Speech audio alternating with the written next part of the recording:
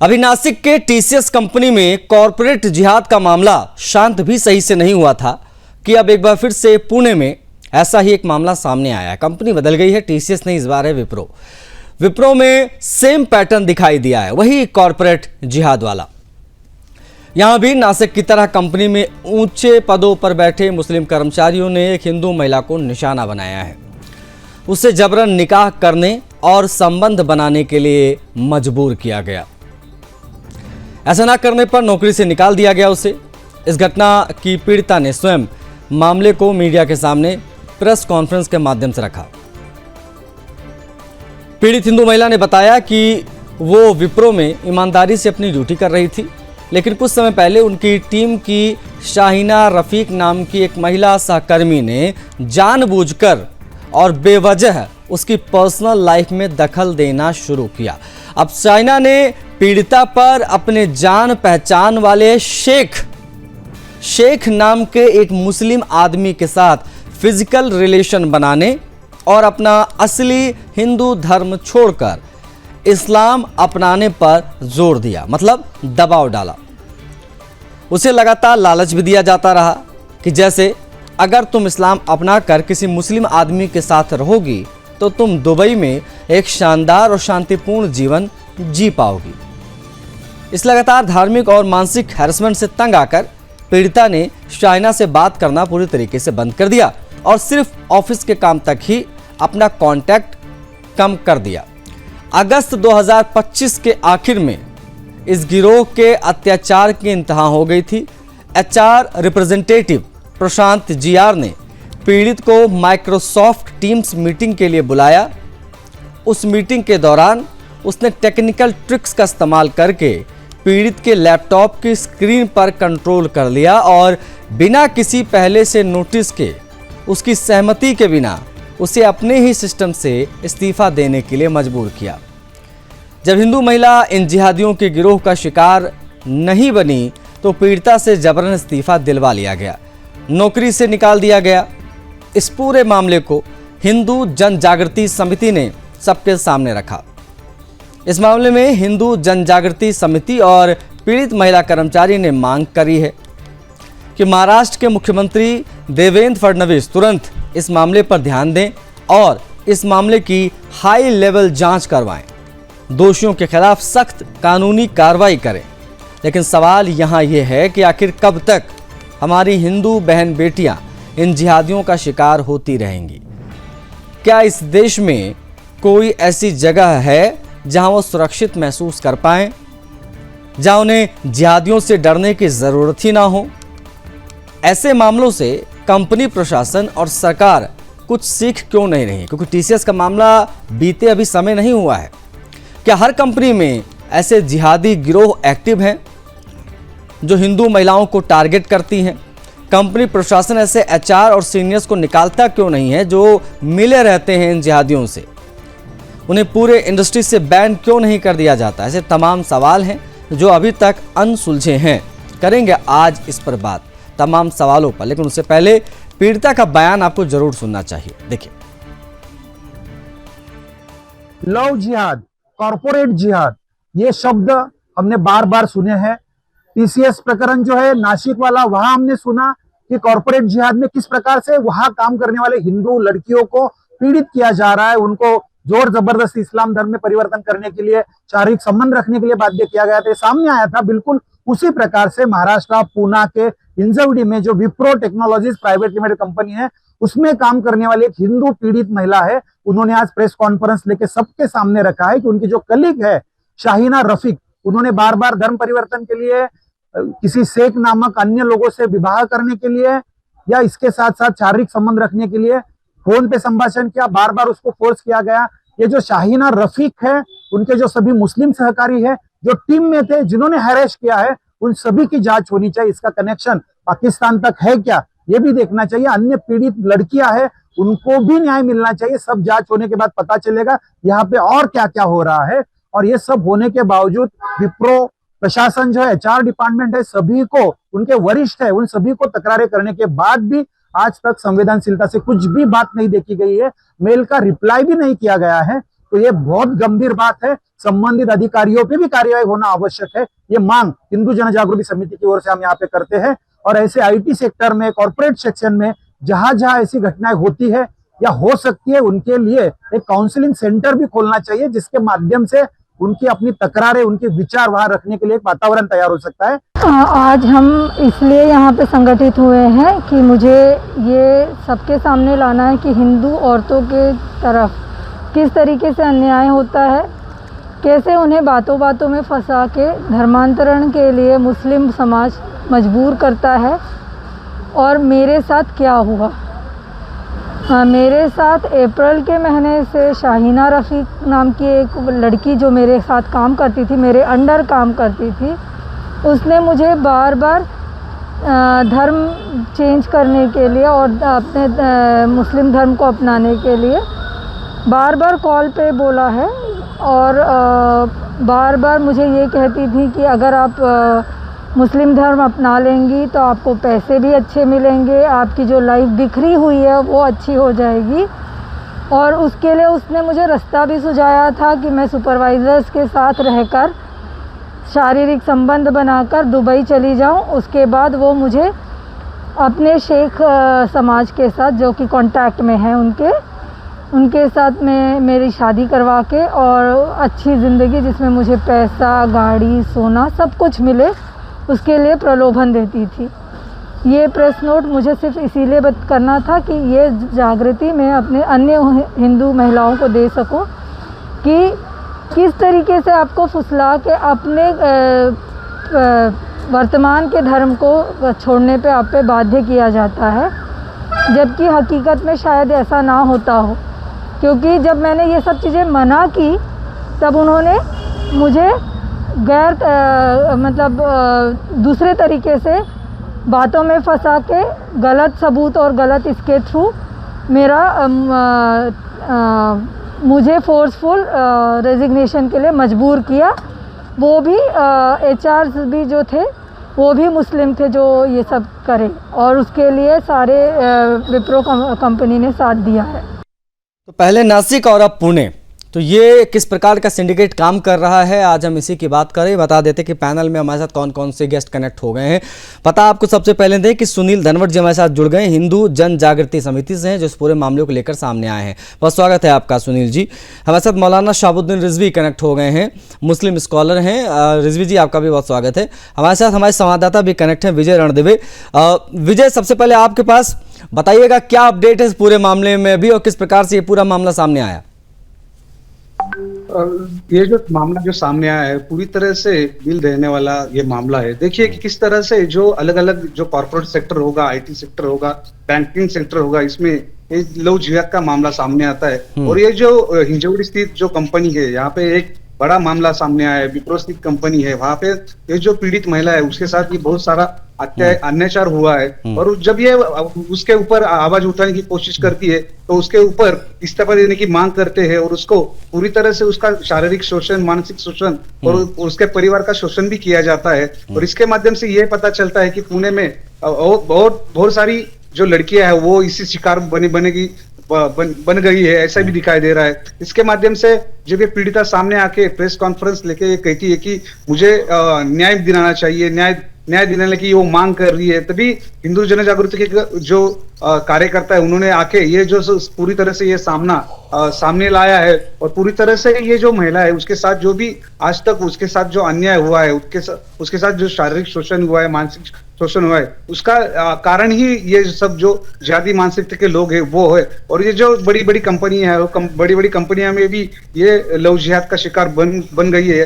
तो इसके माध्यम से ये जो पीड़ित महिला है उसको जानबूझकर इस्तीफा देने के लिए कहा है। उसको अलग अलग प्रबोधन दिए गए कि अगर तुम मुस्लिम से शादी करोगे तो तुम्हारी जिंदगी कैसी अच्छी हो जाएगी, तुम्हारी जिंदगी में बहुत सारे बदलाव कैसे आएंगे, ऐसे भी कहा जा रहा है। ठीक है, मेंटली हैरेसमेंट भी है ये, और ये वाकई में बहुत बड़ा हैरान कर देने वाला मामला, क्योंकि मल्टीनेशनल कंपनीज है, बड़ी बड़ी कंपनीज है, और यहाँ के ऊंची ऊंची बिल्डिंगों में क्या क्या कांड हो रहे हैं वो अब पता चल रहा है, जब नासिक का हमने मामला देखा और अब पुणे का।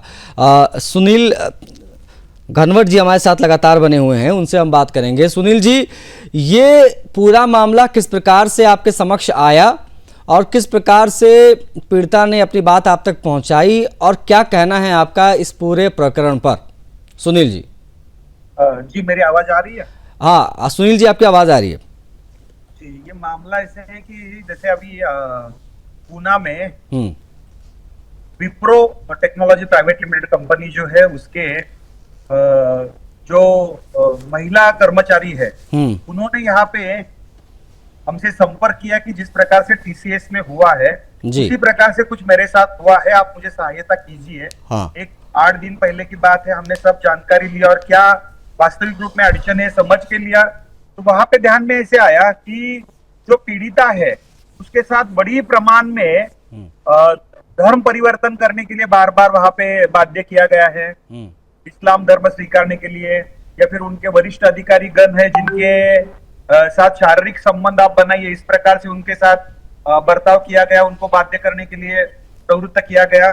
और एक महत्वपूर्ण बात यहाँ पे है कि जो पीड़िता है उन्होंने बार बार कंप्लेंट वरिष्ठ जो इनकी इंडिया हेड है उनको करने के बावजूद भी उसकी ओर गंभीरता से देखा नहीं गया है।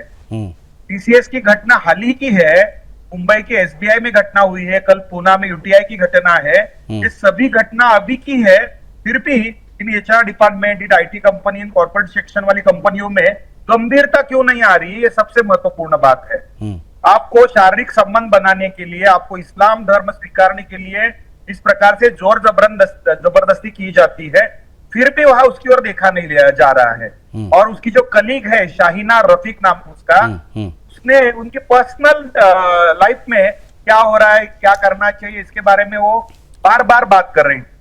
और ये करते समय उन्होंने उनको, हमारी कंपनी के बहुत सारे जो हेड्स है वो आपके दुबई में है, मेरे साथ बहुत सारे शेख लोग संपर्क में हैं, आप उनके साथ रहिए, उनके साथ ब्याह कीजिए, आपका जीवन सफल होगा, आप दिखने के लिए सुंदर है। तो ये इतनी बातें काफी है कि कोई हिंदू महिला है, हिंदू लड़की है, उनको अगर फंसाने की दृष्टि से प्रयास किया जाता है तो इस दृष्टि से हमें विचार करना आवश्यक है।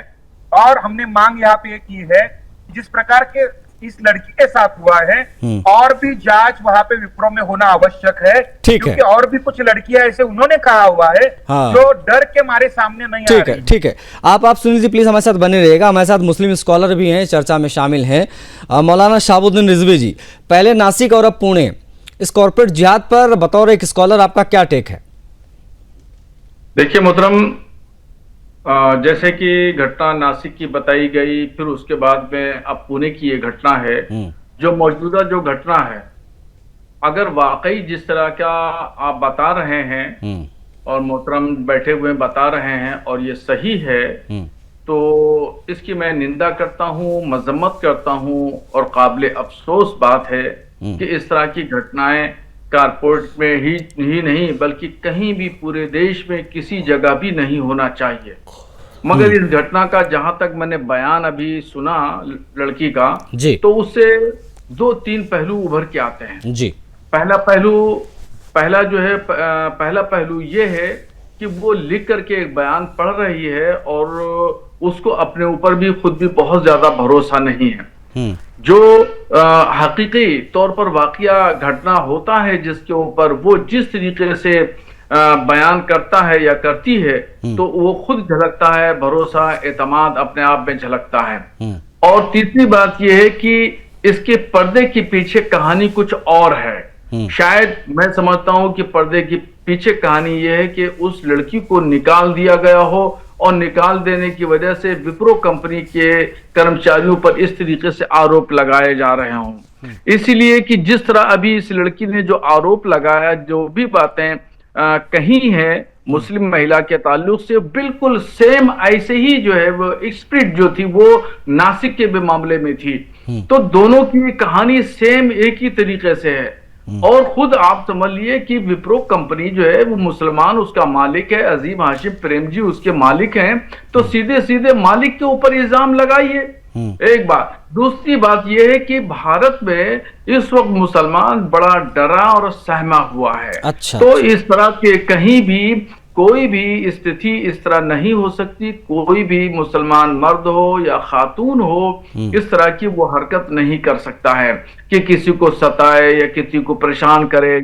और जहां तक बात हो गई लालच देकर धर्म परिवर्तन कराने की, तो इस्लाम इस बात की इजाजत नहीं देता है कि लालच। ठीक है मौलाना शहाबुद्दीन रिजवी जी, खैर आपने अपने हिसाब से इन तमाम चीज़ों को देखा और वाकई में मुसलमान बहुत ज़्यादा डरा हुआ है, ये हमको पता है सर। अभी हमने गाजियाबाद में देखा किस प्रकार से बकरे की जगह पर हिंदुओं की बलि दी जा रही है, तो डरा तो हुआ है मुसलमान, और ये बात आपने बिल्कुल सही कही।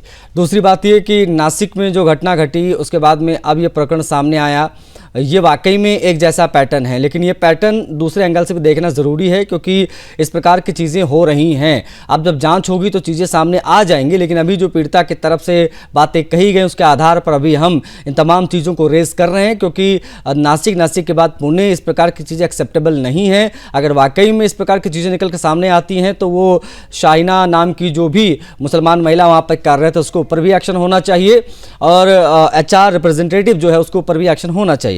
लेकिन विजय, विप्रो प्रबंधन या HR विभाग की तरफ से अब तक को उनका वर्जन सामने आया है क्या इस पूरे मामले में, या पीड़िता की तरफ से कोई ईमेल या कोई अन्य सबूत भी पेश किए गए हैं इस पूरे मामले में?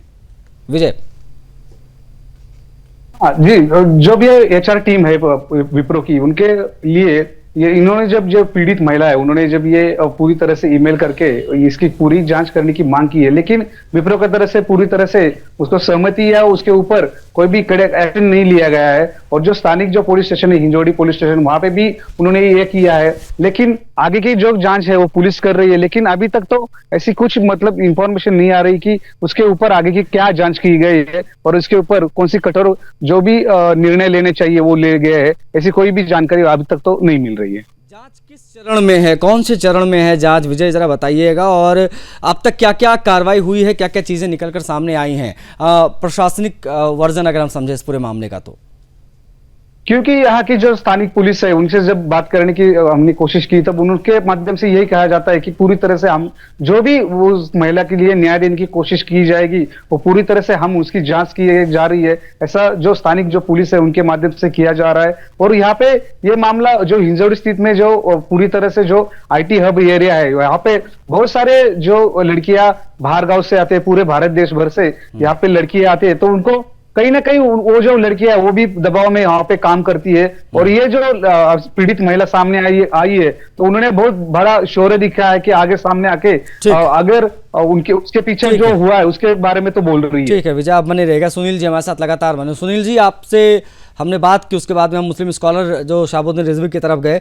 मौलाना शहाबुद्दीन रिजवी जी ने एक अलग कहानी बताई है। उनका कहना है कि उनके हिसाब से शायद लड़की झूठ बोल रही है पीड़िता, क्योंकि वो जो बयान अपना पढ़ के बोल रही थी तो वो उतनी कॉन्फिडेंट नज़र नहीं आ रही है अपने तमाम आरोपों को लेकर, जो बातें वो कर रही है।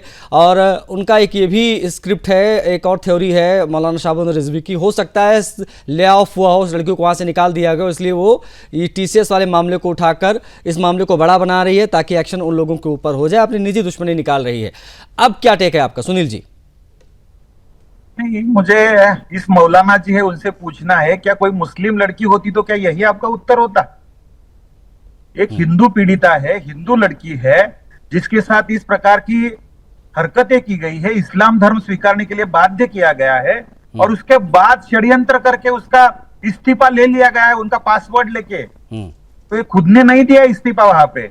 आप जरा समझिए, दोनों बातों को अगर एक जैसा आप करेंगे, TCS में ऐसे हुआ है तो यहाँ ऐसा होगा, दोनों स्टोरी एक जैसी दिख रही है, तो थोड़ी संवेदना रखिए आप। क्या अगर कोई मुस्लिम लड़की होती तो इस प्रकार से आप विचार करते? आप देखिए, उन्होंने ईमेल्स भेजे हैं नौकरी से इस्तीफा देने से पूर्व। उनके जो इंडिया हेड है उनको उन्होंने विस्तृत रूप से मेल लिखा था, उन्होंने उसके ऊपर कार्यवाही नहीं की थी। फिर वो जो शाहीना रफीक है, एक चीज और सर सुनील, एक चीज और स्पष्ट कर दीजिए कि क्या जो पीड़िता हैं उनके तरफ से बाकायदा अपर लेवल के मैनेजमेंट को इस पूरी घटना जो उनके साथ घट रही थी पिछले साल से लगातार उस शाहीना के द्वारा जो दबाव बनाया जा रहा था, क्या ये तमाम चीज़ें अपर मैनेजमेंट को बताई गई थी उनके द्वारा, और क्या ये प्रमाणित है, उनके पास लिखित में ईमेल्स वगैरह भी मौजूद हैं जो उन्होंने पुलिस के सामने पेश किया हो? ये भी बता दीजिए तो ये मुस्लिम स्कॉलर के लिए आसानी होगी इस पर बोलने में। बिल्कुल। हाँ। उन्होंने जो मेल्स भेजे थे, उनके इंडिया हेड है उनको भेजे थे। भारत में जब वो आए थे तब उनके साथ उनकी मीटिंग हुई थी। उन्होंने स्पष्ट रूप से उनको कहा था ऐसे छोटे छोटे बातें मेरे सामने मत लाइए, हाँ। आप अपना अंदरूना बात है वो देख लीजिए। फिर वो जो शाहीना रफीक है, उनकी जो बर्ताव है, उन्होंने जिस प्रकार से उनको इस्लामिक धर्म स्वीकारने के लिए बताया था, फिर शारीरिक संबंध के दृष्टि से कुछ बातें की थी, फिर आपके कंपनी के बहुत सारे शेख लोग हैं जो दुबई में हैं, तो उनके साथ शादी ब्याह करो, आपका जीवन अच्छा हो जाएगा, आपका जीवन एक अच्छा वेल सेटल जीवन हो जाएगा। इस प्रकार से उन्होंने जो बताया था, उनके जो शाहीना रफीक उनके टीम में थी, वो क्वालिटी के अंतर्गत काम कर रही थी। सुनील जी, तो सुनील जी, ये एक मिनट में पूरा करता हूँ। हाँ, हाँ। तो उनके जो बॉस है वासिम, हाँ। उनको लिखित रूप से उन्होंने भेजा था, लेकिन उन्होंने उनकी ओर केवल इसलिए दुर्लक्ष्य किया कि वो मुस्लिम लड़की है। फिर वहां के एचआर हेड जो है जीशान अहमद, उनको भी कंप्लेंट किया था। और क्या करना चाहिए उन्होंने, और ये लिखित रूप में उन्होंने पुलिस को दिया हुआ है। ठीक है, तो मतलब फिर ये आप चीजें जो इसलिए मौलाना शायद दबा साहब दी है, गई बोलिए सुनील आप जी, यहाँ पे। क्योंकि एचआर हेड भी मुसलमान था और ये शाहीना रफीक भी तो मुसलमान है। ये इनके बारे में और कुछ जानकारी आप जुटा पाए हैं अब तक सुनील जी? अगर आप कुछ बताना चाहें तो ये इसका क्या बैकग्राउंड रहा है, ये लड़की का जो लगातार ये प्रयास कर रही थी हमारी बहन के साथ कि इसका जो है कन्वर्जन हो जाए, उसके बारे में क्या कोई जानकारी है? इसका कोई उनको रिकॉर्ड बार बार हाँ। उनको बार बार पर्सनल टाइम पे फोन किया जाता था। वास्तविक रूप में उस शाहीना रफीक का और उनका डायरेक्टली कोई रिपोर्टिंग नहीं था, फिर भी वो पर्सनल जीवन में दखल दे रही थी। उसके साथ साथ जो एचआर हेड है जीशान अहमद करके, उनको भी उन्होंने बताया था। लेकिन ये पूरी टीम मुस्लिम होने के कारण एक हिंदू लड़की को इस प्रकार की पीड़ा हो रही है, इसकी ओर ध्यान नहीं दे रहे थे। इन्होंने क्या करना चाहिए, और आगे जाके कंप्लेंट की, इस प्रकार से उनके बारे में बताया, तो उनके जो हेड है उनको गलत बातें बताई वहां पे, और उनको जानबूझकर वहां पे प्रवृत्त करके इस्तीफा देने के लिए बाध्य किया वहां पे। ठीक, उन्होंने मन से नहीं इस्तीफा दिया है। और जब टीसीएस की घटना हुई तो उसको ऐसे लगा कि मेरे साथ ये हुआ है, ये मामले तो मुझे आगे बढ़ना चाहिए। ये मामले वाकई बहुत गंभीर हैं और आपको इसके लिए बधाई, आपका आभार सुनील जी कि आप इस प्रकार के मामलों को सामने लेकर आ रहे हैं। और इस चर्चा में शामिल होने के लिए आप सभी का बहुत आभार। मौलाना रिजवी हमारे साथ जुड़े, आपका बहुत आभार। विजय हमारे संवाददाता ने जानकारियां साझा की, और सुनील गनवर जी हमारे साथ जुड़े जिन्होंने इस पूरे मामले को रेज किया, उठाया है और बाकायदा प्रेस कॉन्फ्रेंस करके और इसकी लड़ाई जो है उनके द्वारा लड़ी जा रही है। ये मामला हैरान करता है। टीसीएस के बाद विप्रो में कॉर्पोरेट जिहाद कहीं से भी स्वीकार्य नहीं है। पुलिस से मांग है कि सख्त से सख्त कार्रवाई इन मामलों में होनी चाहिए।